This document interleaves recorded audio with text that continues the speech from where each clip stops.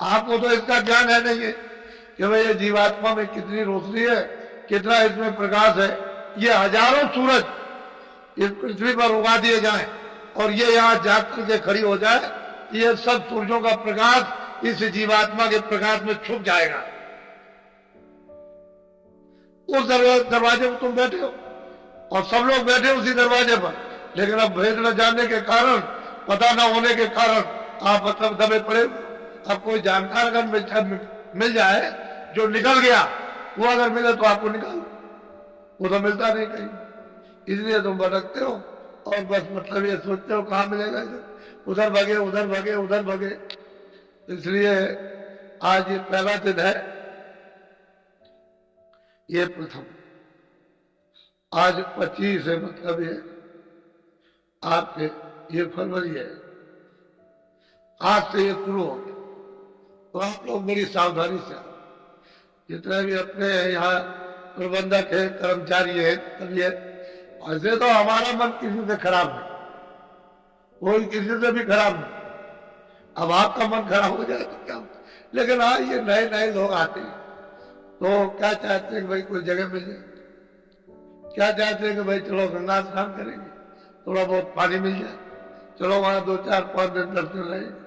तो असल में चाहते हैं कि भाई तुमसे आए तो आपको थोड़ा बहुत एक दूसरे की सेवा, वो आपकी सेवा करेंगे। आप ये नहीं है कि आप ये समझते हो मैं यही वाला ही मैं सेवा करूंगा, नहीं, वो जो आए हैं वो भी आपकी सेवा करेंगे, लेकिन जरा उनको बैठ तो जाने दीजिए। आप बैठने नहीं दोगे उनको तो आपको क्या इसका बोध होगा कि ये क्या करते और हम क्या करते। तो आपकी सेवा भी पता चल जाएगी और इनकी सेवा का भी अनुभव हो जाएगा, तो दोनों की सेवा मिल जाएगी। उसी में हो जाता है मोहब्बत प्यार। अगर ये मोहब्बत प्यार न होता तो ये आपको रूप दिखाई नहीं देगा।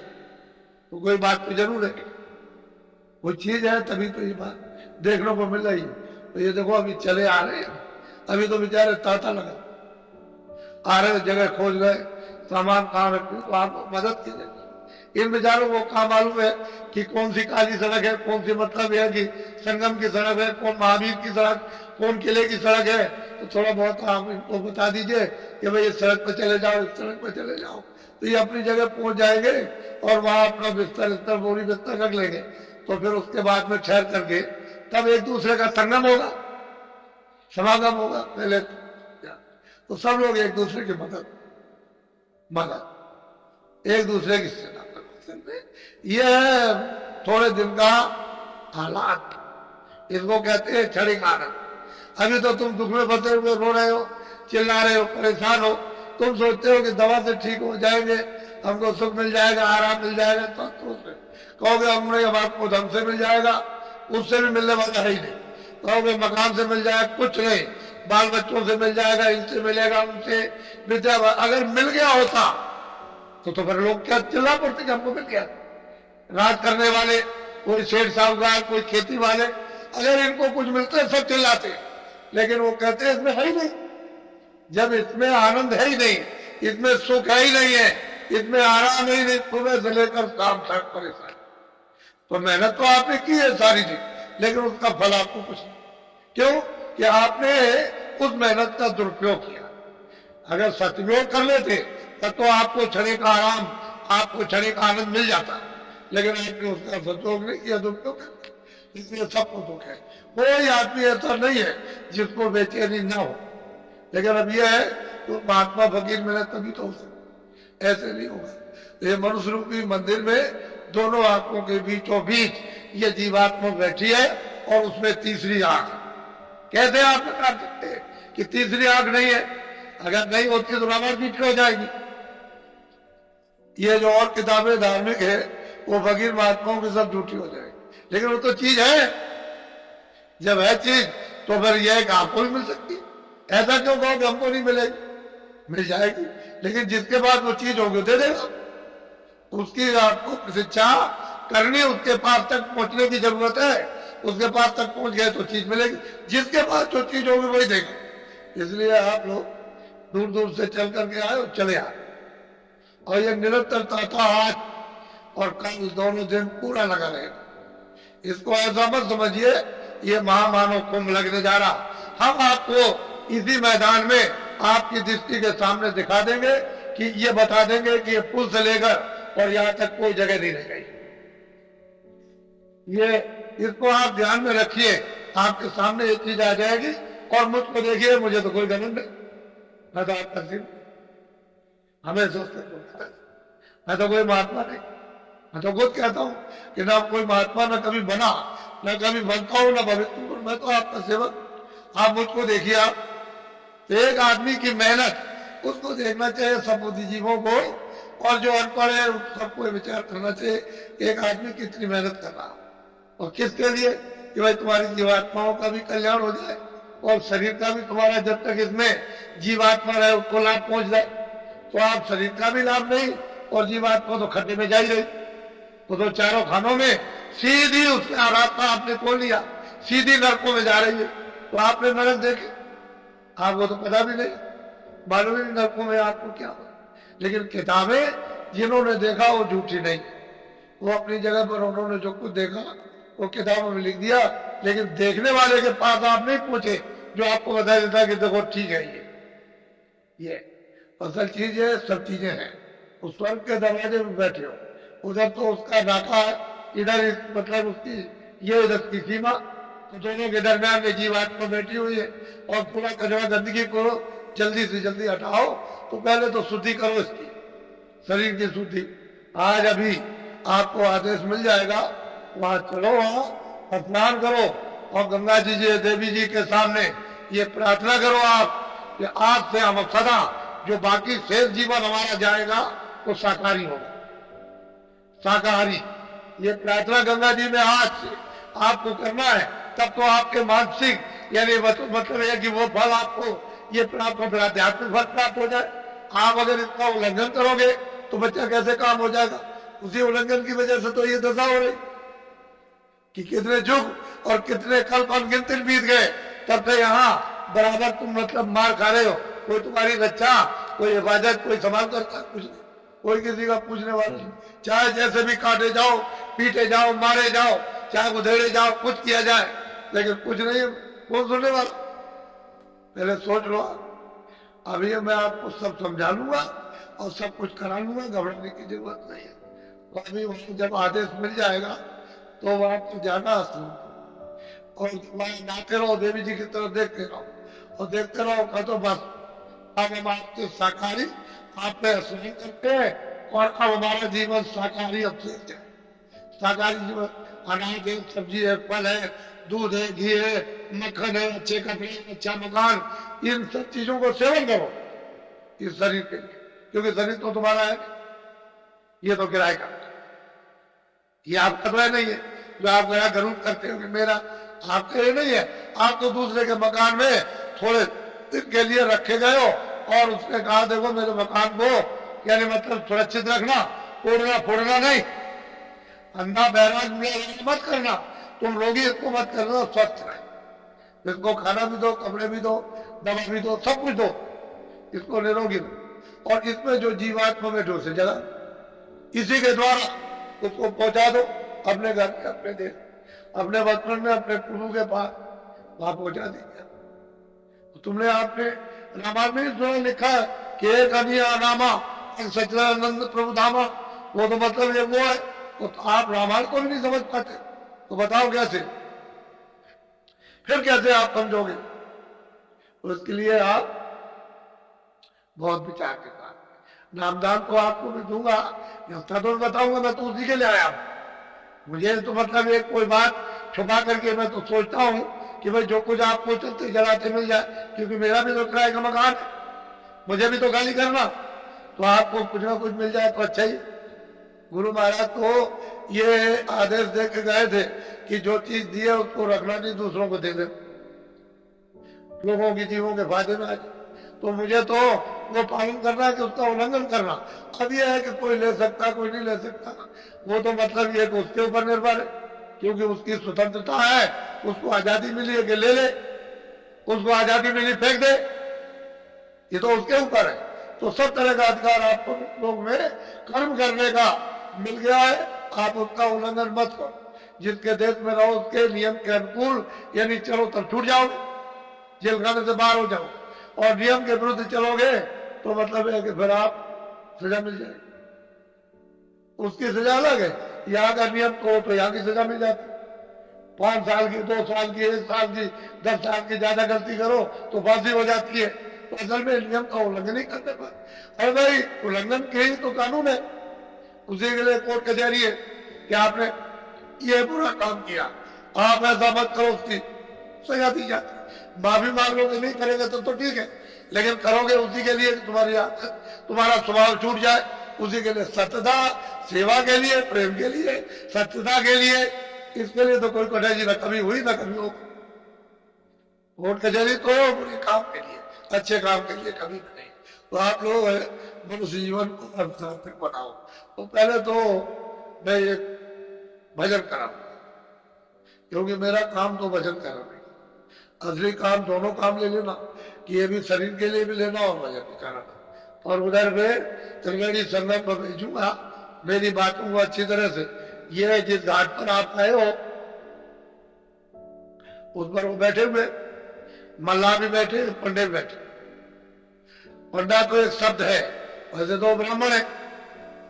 वो बैठे हुए, वो मेहनत करते हैं, दिन भर बैठे रहते हैं, मेहनत करते हैं, सामान को रखाते, आपको मतलब ये चंदन ये वो सब कुछ देते हैं, और मतलब ये जगाते रहते हैं। तो आप मतलब मल्लाह नाव ले जाते, ले आते हैं बरसात में, तो आगे इनकी उतराई थोड़ा बहुत उनको भी देते हैं।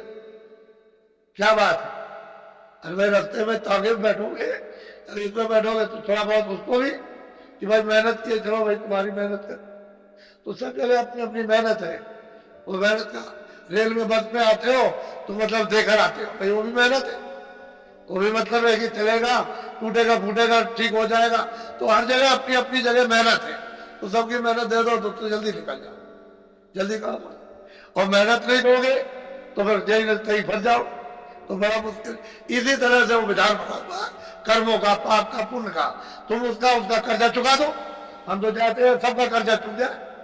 जितने लोग चारों तरफ से आए, किसने किसको दिया है, ये बेचारे जो है क्या मतलब है कि 2-4 टीमें काम कर सकती है, जो सफाई करते हैं उनके लिए।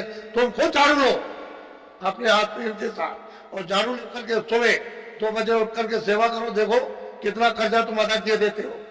जिसका उनको क्या मालूम कि कर्जा कैसे चुकाया जाएगा। पानी पिलाओ, इनको बना करके खाना खिलाओ, अपने में से कुछ बना के खिला दो कि तुम भी खा लो आकर के। तो प्यार के साथ मोहब्बत एक कर्जा चुक जाएगा। जो लाखों लिया या करोड़ों लिया है, या करोड़ों किसी को दिया, तो लेना देना कर्म कर्जा बच्चा चुकेगा में ब्याज के, तो जीवात्मा छुट जाएगी, तो वापस पहुंच जाएगी। कर्म कर्जा देना ही है, इस लोक का नियम बना हुआ कि बिना कर्म कर्जे के आप अदा किए हुए यहाँ से जा नहीं सकते हो। फिर महात्मा ज्ञान रूपी अग्नि जला देते हैं, उसमें फेंकवा देते हैं अग्नि को, योग रूपी अग्नि को, तो उसमें जल के खाक, उसका साफ सामान तैयार कर लो, फेंकने में क्या देर लगेगी, साफ से साफ हो जाएगा। तो दिमाग ज्ञान चक्षु तीसरा नेत्र है, यानी मनुष्य रूपी मंदिर में खुल जाएगा। यही से बैठ के स्वर्ग देख, इसी जगह से। अरे तुमको क्या पता है स्वर्ग का? अभी किसी से पूछा जाए, तुम बहुत पढ़े लिखे हो, स्वर्ग में क्या क्या है और कौन कौन रहता है, तुम बता दोगे? जब तक देखोगे नहीं वहां, तब तक क्या बता सकते? वो मुसलमान कहते हैं जो 14 तबक है, 14 भवन है, वो बता सकते हैं ना, आप बता सकते हैं, किताबों को देखते रहते हो। अरे महात्माओं ने देखा तब लिखा, आपने तो कुछ किया नहीं, ना कुछ देखा, तो आप क्या बताओ कि क्या चीज कहां पर है? तो देखो स्वर्ग में कितनी बड़ी बड़ी नदियां, कोई स्वर्ग इतना है, ये छोटा सा, ये जितना आपका मृतलोक है, इससे जितना पूरा विश्व जो, इससे मतलब कितने करोड़ों इसका ज्यादा, यानी कितना ज्यादा, तो स्वर्ग लोक है। उसमें कितनी बड़ी बड़ी नदियां, ये तुम्हारी सब नदी ऐसे सारे संसार के ऐसे चला दी जाए एक नदी बनाकर, तो वहां इतनी सी मालूम होगी, ऐसी बड़ी बड़ी नदियां बह रही। अरे तुम उधर चलो उस रचना की तरफ, उस मतलब ये है कि देवलोक की तरफ में, कि यही से रास्ता जाता है सीधा। जब तुम्हारा ये साफ हो जाएगा तो बच्चा यही से सीधा। अरे भाई जहाँ दूरबीन जब लगती है तो दूर की चीज पास और पास की चीज दूर, यही से दिखाई देती है। तो तुम्हारे पास तो दूरबीन है ही, आंख की सफाई होने की जरूरत है कि वो मैल चला जाए, गंदगी चली जाए तो दिव्य ज्ञान चक्षु खुल जाए। तो ये से बैठ के महात्माओं ने तो यही तो है, वो कहते हैं कि मुंह देव नैन, मैंने अपनी आंखों को बंद किया, बंद कर लिया। वो स्वामी जी कहते हैं दोनों आंखें बंद कर, ये मेरी अंदर की आंख खुल गई, तीसरी आंख, तीसरा नेत्र दिव्य नेत्र खुल गया। वो कहते हैं मोह विलोक राम। मैंने उनको देखा, वो बैठे कितने बड़े हैं, तो कोई इतने थे, ये सारा संसार के सामने करोड़ों हिस्सा ज्यादा कर दिया जाए, यानी बड़ा कर दिया जाए, उससे भी बड़ी। कोई ऐसे बैठे इस तरह से, कहते हैं मैंने उनको देखा, वो बैठे मोह विलोक राम। कहते हैं वो बैठे हो, मैंने उनको देखा और मुझे देख करके हंस पड़े, मैं भी हंस पड़ा। वो कहते हैं मैं भी आता हूँ, कहते वो भी खुद हो गए, मैं भी। तो उन्होंने रास्ता दे दिया, कहते चले जाओ उधर जाओ, तुम उधर जाओ। वो कहते हैं उधर मार, कहते उधर गया तो खड़ा हो गया बीच में, तो उधर देखता हूं खंड नजर आया। कहते तमाम स्वर्ग वैकुंठ की रचना को उन्होंने देखा, निगाह मारी नीचे की तरफ, तो मृतलोक क्या है उसको भी उन्होंने देखा, फिर निगाह मारी कि नरक क्या चीज है उसको भी देखा। नहीं उधर ब्रह्मांड दिखाया, कहते बड़े बड़े ब्रह्मांड, बड़े बड़े लोग मैंने दिव्य ज्ञान चक्षु से देखे, यही बैठ करके दोनों आंखें बंद की और यही बैठ करके मैंने उनको देखा। और सफाई तो करो कम से कम, गंदगी कूड़ा कचरा भरे रहोगे तो कैसे?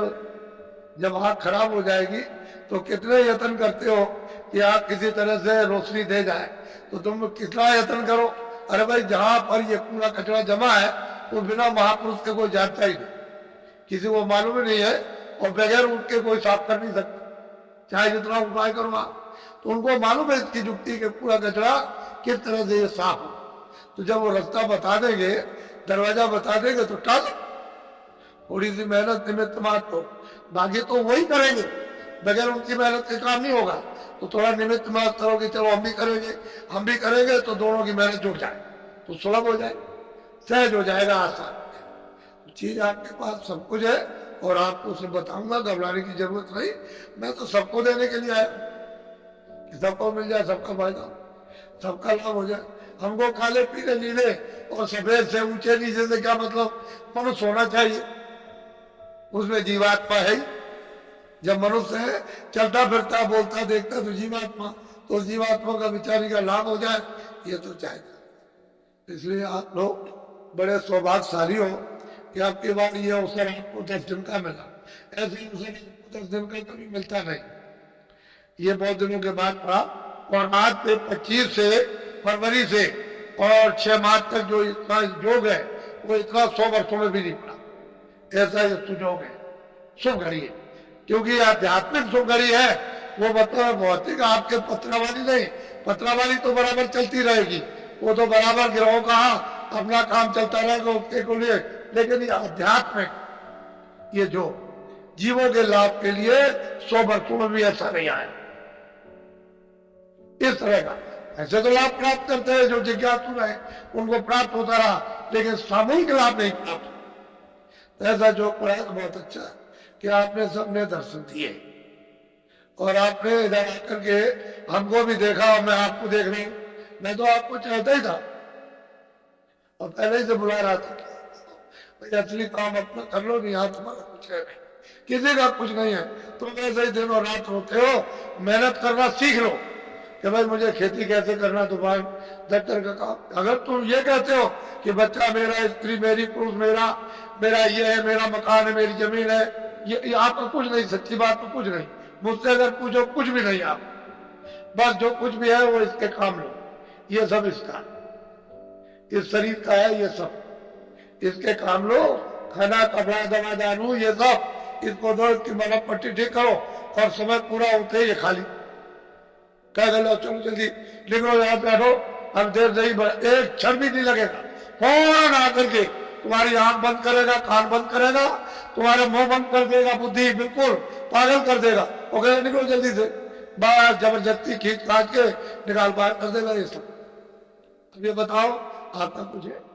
इतना देर से चिल्ला रहे तो मेरा मेरा, कोई कहता मेरा राज है, कोई कहता है मेरा ये, कोई कहता है आपका कुछ नहीं है, ये तो परदेश है। दूसरे देश में आपकी चीजें कैसे हो सकती है? हाँ, दूसरे देश में जाओ, उसकी चीजों को इस्तेमाल करो, छोड़ के चले आओ, उसको पकड़ के नहीं लाना, वही काम में ले लो। इसके लिए तो छोड़, रिश्तेदार आते हैं रिश्तेदारी में तो सब चीजें वहां के बरत लेते हैं, इसके लिए वो छोड़ के चल देते हैं, हम चले आते। ऐसा यहां भी रखो कि ये सब चीजों को बदलो, छोड़ो, क्योंकि ये आपका कुछ है, यही आपका नहीं है।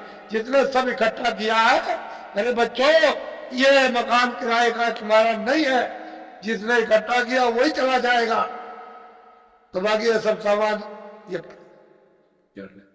इसलिए तब बोल करो, बिल्कुल एकदम बुद्धि से विवेक करो कि हाँ सत्य है कि नहीं। बुद्धि का भी एक सत्य होता है, उसको आप अच्छी तरह से धारण कर लो कि ये सत्य है, ये इधर उधर होने वाला कुछ भी नहीं। आप उसी में से धीरे से निकालिए, जल्दबाजी करने की जरूरत नहीं, सने सने धीरे से निकल आओ, निकल के तकलीफ नहीं होगी, उंगली टेढ़ी मेढ़ी नहीं होगी, कोई खरोच नहीं पड़ेगी, धीरे से निकल आओगे और निकल के एक तरफ हो जाओ।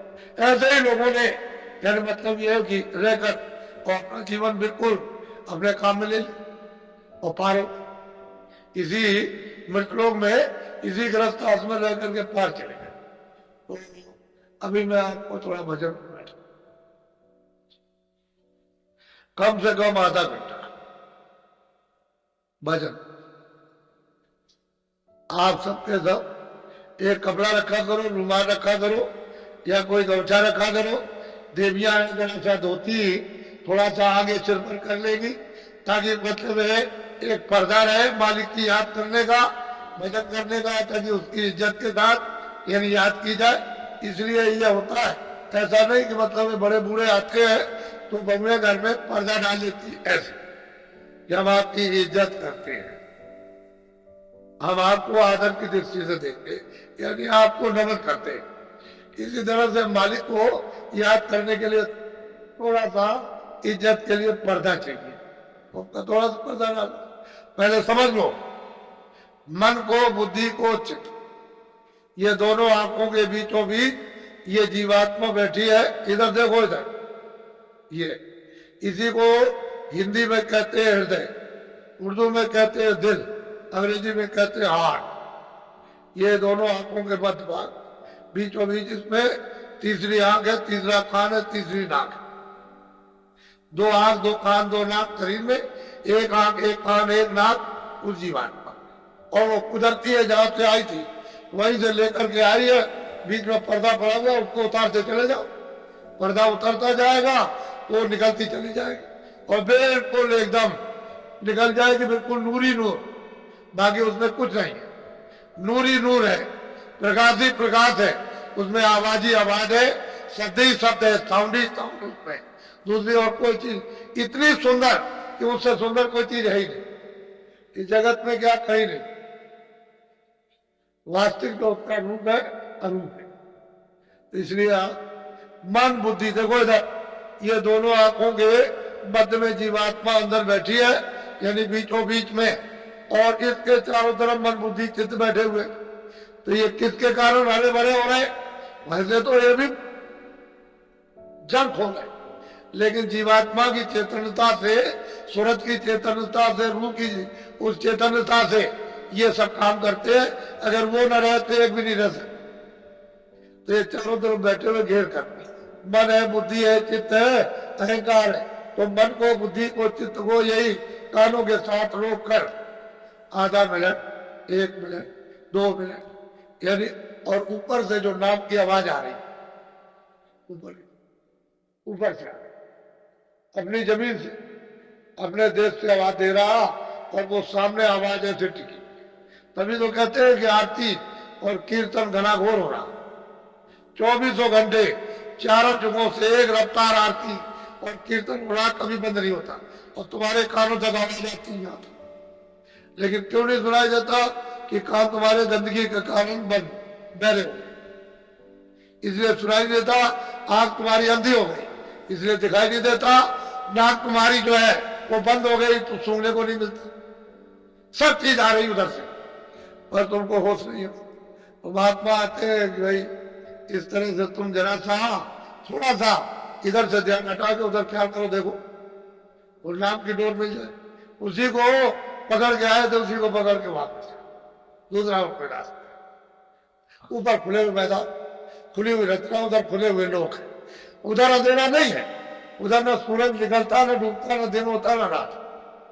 उधर ये कोई झगड़ा नहीं, न कोई पाप होता न पुण्य होता, न कोई दफ्तर है, न कोई खाना, न कोई पीना, न कोई मार, न कोई काट, न धोखा, न बेईमानी, न कोई मल है, न कोई मूत्र है, कुछ नहीं है, न कोई आना नहाना। अरे उधर तो खुली सृष्टि देव, सुंदर खूबसूरत ऐसी है कि दिनों रात अगर उसका वर्णन करते हो तो कुछ नहीं। इसलिए मैं आपको बैठाऊंगा भजन। देखो भजन करने के तरीके ऐसे भी बैठ सकते, ऐसे भी बैठ सकते। इस बार तकिया रख लो, जमीन में बैठ जाओ, चारपाई चौकी और पर हाथ रखो, हर तरह से कर सकते। उसमें कोई दिक्कत वाली बात नहीं है कि शारीरिक तो कोई कष्ट है ही नहीं, बस मन बुद्धि चित्त की बस घेरादारी करनी कि बाहर थोड़ी देर के लिए नहीं जाने, कोई काम में काज में लड़ाई में